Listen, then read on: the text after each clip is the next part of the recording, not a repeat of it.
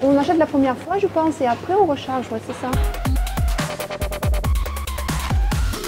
Aujourd'hui, avec les enfants, on s'est décidé à faire nos courses dans un magasin bio. C'est la première fois. Première sensation. C'est comme Noël ici, on découvre. Comme c'est nouveau, on hésite surtout car il y a pas mal de produits qu'on ne connaît pas forcément. Ouais. Première découverte, les sacs d'emballage. Comme dit Samuel, je pense que ça doit être des sachets bio.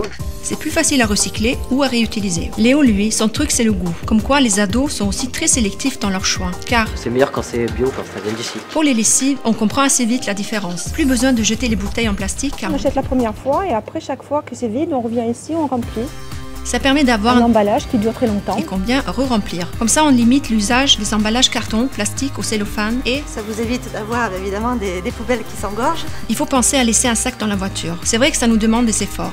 Ça commence à rentrer. Il vous faut changer votre façon de consommer. Vous achetez du vrac en petite quantité, vous jetez moins. Un exemple, pour les biscuits, on n'a pas l'emballage papier. Le suremballage, le sur-suremballage. Dès le retour à la maison, on met en application les sacs. On garde pour la prochaine fois. On les ramène et on les réutilise.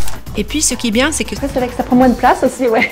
Dans les placards. Et moins de déchets à la fin. Quant à Samuel, il mise sur le réutilisable, notamment les piles et les batteries. On s'en sert pour les manettes de jeu ou pour l'appareil photo. On peut les recharger environ 1000 cycles par pile. Il y a tellement d'objets à piles chez une famille de 5 personnes. Ça évite aussi de polluer. En jetant trop de piles non rechargeables. Et économique aussi parce que ça coûte moins cher. Pour la durée, ça permet d'utiliser cette manette pendant un mois. On a une boîte où l'on entrepose les piles non rechargeables. Et ça fait beaucoup quand même. Grâce aux piles rechargeables, bientôt il n'y en aura plus, ouais. C'est facile et rapide car on laisse charger pendant toute une nuit et c'est fini. Après on peut les utiliser. Il faut se rendre compte qu'on n'a pas besoin de tout ce qu'on pense avoir besoin. Et il faut réfléchir 2 fois avant d'acheter.